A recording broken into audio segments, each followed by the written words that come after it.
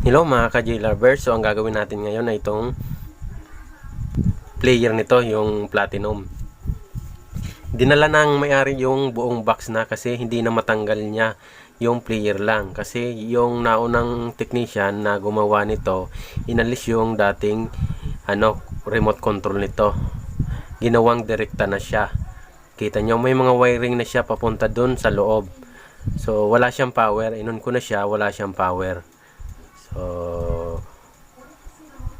yan ang problema natin yan. Walang power. Nakadirekta na kasi siya. So tingnan natin to kung ba't wala siyang power. Let's get started.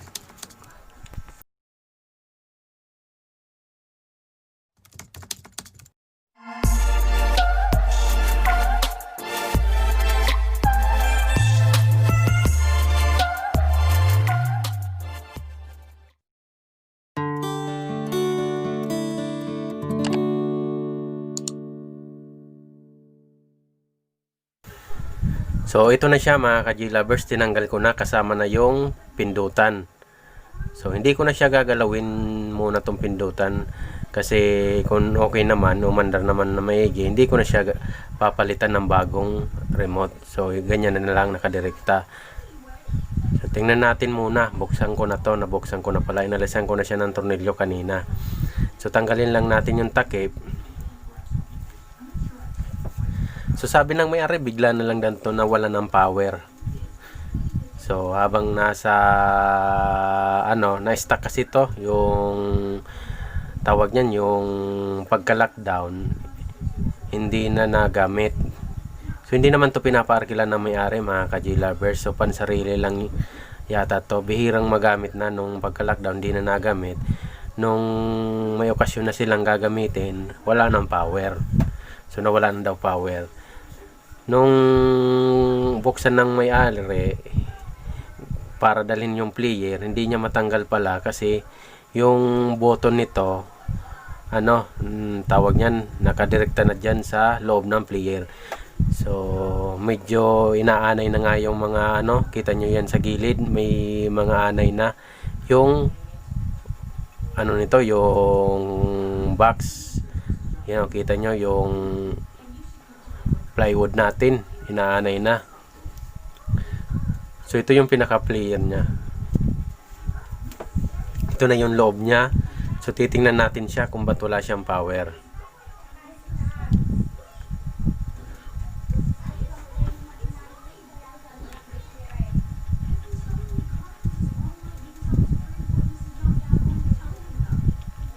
So magpo-focus muna tayo mga ka-J lovers dito sa power supply.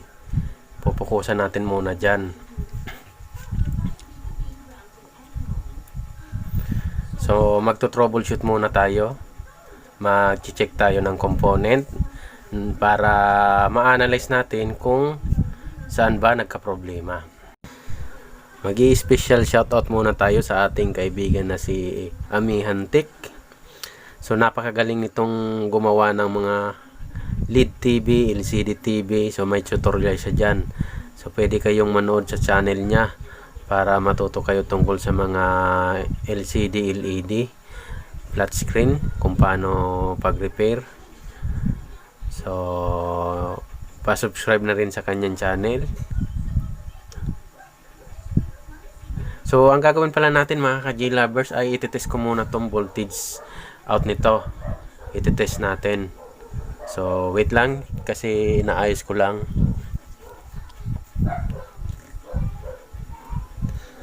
So nung tinest ko siya mga ka-J lovers, almost point yung voltage niya. Meron siyang konti yan. Pag inangat mo yung multi-tester mo tapos binalik mo, nagkakaroon siya ng voltage tapos nawawala siya. Parang nagda-drop siya. So may posibilidad na baka may tama tong regulator, pwedeng may tama yung capacitor, o pwede may tama tong resistor, or sa secondary. Hindi pa natin alam mga ka-J lovers. Kasi pag tinis mo siya, nag-1.2 yung voltage niya. Tapos pag nalagay mo na yung multi-tester mo siya, nagda-drop na siya. Pag inalis mo siya, pag binalik mo na naman yung multi-tester mo siya, meron na naman siyang voltage. Tapos magda-drop na naman siya. Parang nag-hold down ba? So parang kinakain yung voltage. So tingnan natin kung ba't siya nag-hold down o bumababa bigla yung voltage niya. So parang bumababa na yung ampere niya sa secondary. So buksan muna natin to mga ka-J lovers, itong power supply. Alisin muna natin yung mga tornilyo niya para ma-check natin ng maigi. So yung pala ang problema niya mga ka-J lovers, parang low voltage yung secondary.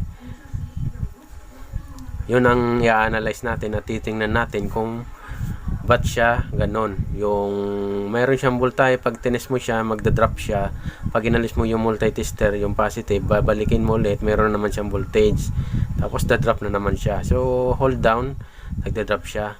O naputol na yung tornilyo. So kalawang na, medyo matagal na kasi yung player na to. Na-stuck pa. So yan, tanggalin ko lang muna to. So dahan-dahan muna ako mag-alis nito, baka may tira yung capacitor. Mabuti na yung maigi. Saka itis mo ko muna itong mga ibang component niya. So test ko nga itong fuse. Okay naman yung fuse. Itong fusible resistor okay din. Baka may tama tong regulator. So test kaya natin tong baka naglo-loss contact dito sa plug.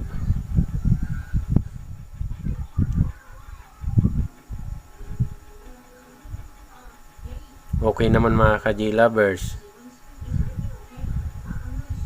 So dito naman sa switch.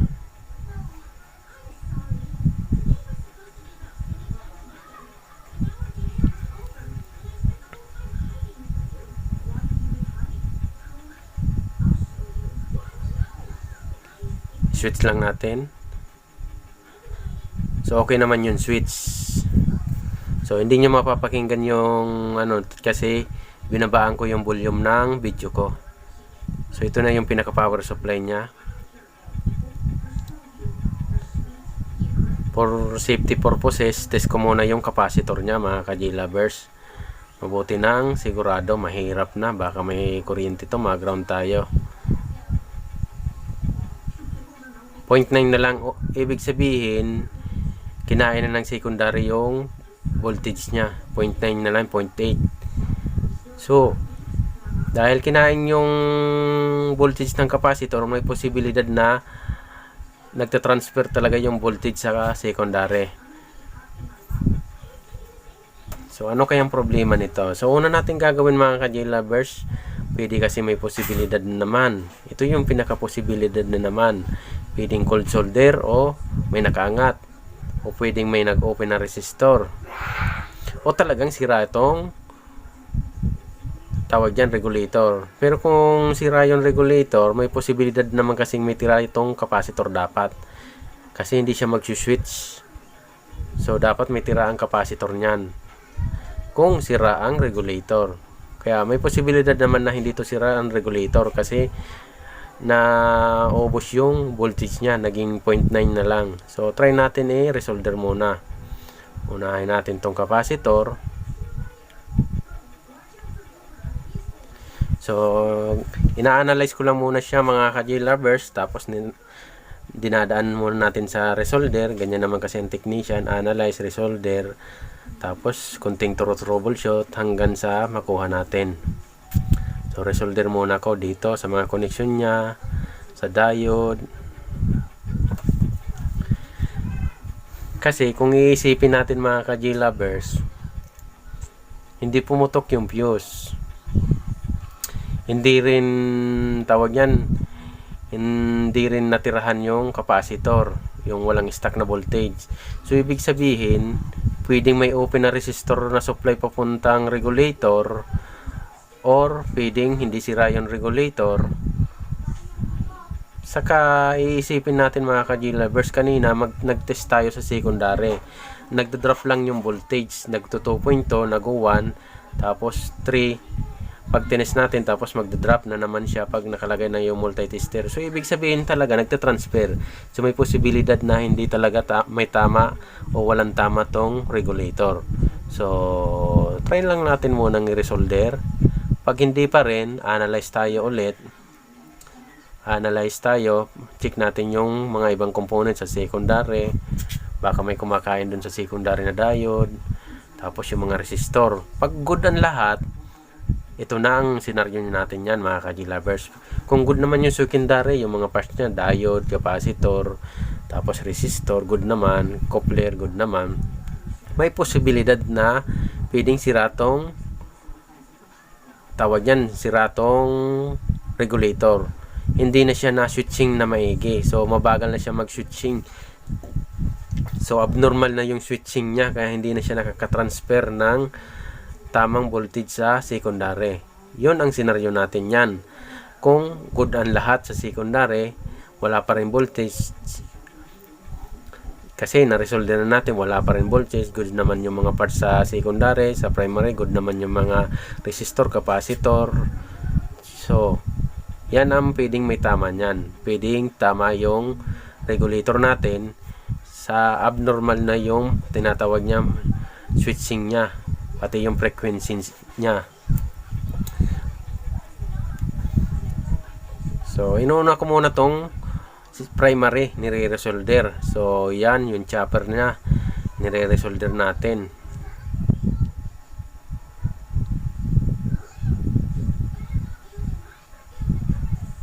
Itong coupler nire-resolder ko na. So, almost lahat ng parts sa primary para mga ka-G-lovers, tines natin ay nire-resolder natin, di pala tines. Nire-resolder natin para walang kawala kung lost contact. Kung hindi naman, mati tayo mga ka-G-lovers. Troubleshooting tayo nito. So, kita nyo, lahat ng parts, dinaanan ko siya ng soldering iron at nilagyan natin ng soldering lead dyan sa primary. So, dapat wag tayong magkaligta kasi pwedeng nag-cold solder to kasi natagal ng stock. Kasi bago naman daw to in stock, good naman. Nung magagamit na sila, hindi na nagpa-power on. So, ito, connection ng fuse. Resolder rin natin.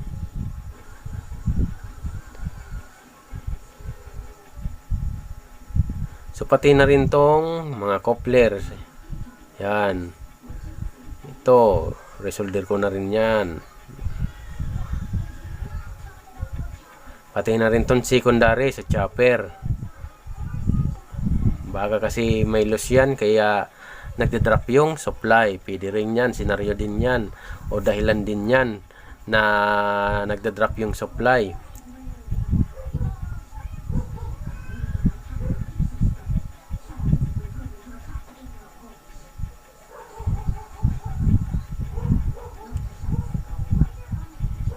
So, hindi na natin pinapas forward para makita nyo maigi.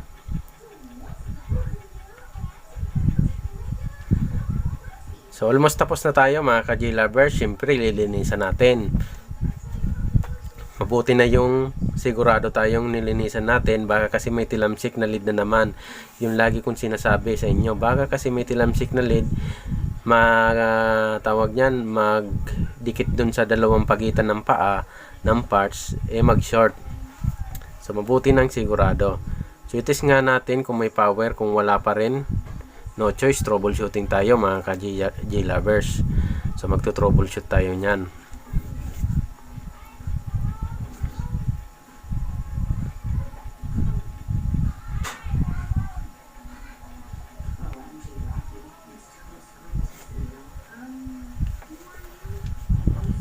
So, lagyan ko lang muna ng isang tornilyo.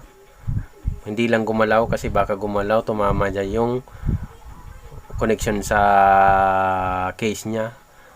Baka mag-short. So, hindi lang siya, basta hindi lang siya gumalaw.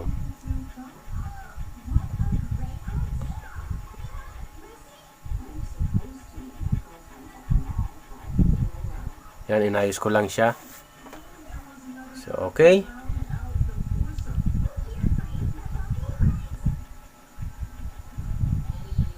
So, lagyan na lang pala natin ng tornilyo para siguro, yan ang sinasabi ko. Pag gumalaw kasi, siguraduhin na lang natin. Lagyan natin ng tornilyo.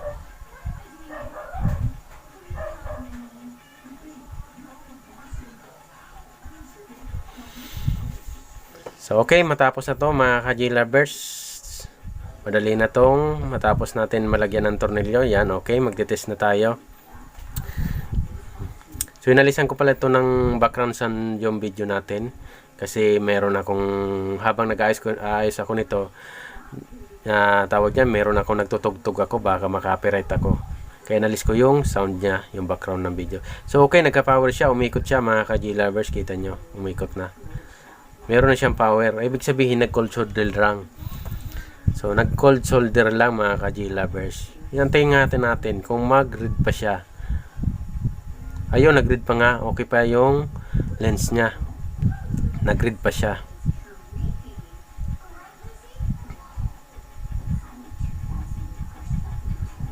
So, ibig sabihin mga ka-J-Lovers, nag-cold solder lang. So, ito na siya ngayon mga ka-J-Lovers. Nilagyan ko na siya ng monitor para mas makita ko siya. So, okay naman. Di naman siya naghang. So, thank you very much mga ka-J-Lovers sa lagi niyong pagsubaybay. So, maraming salamat mga ka-J-Lovers.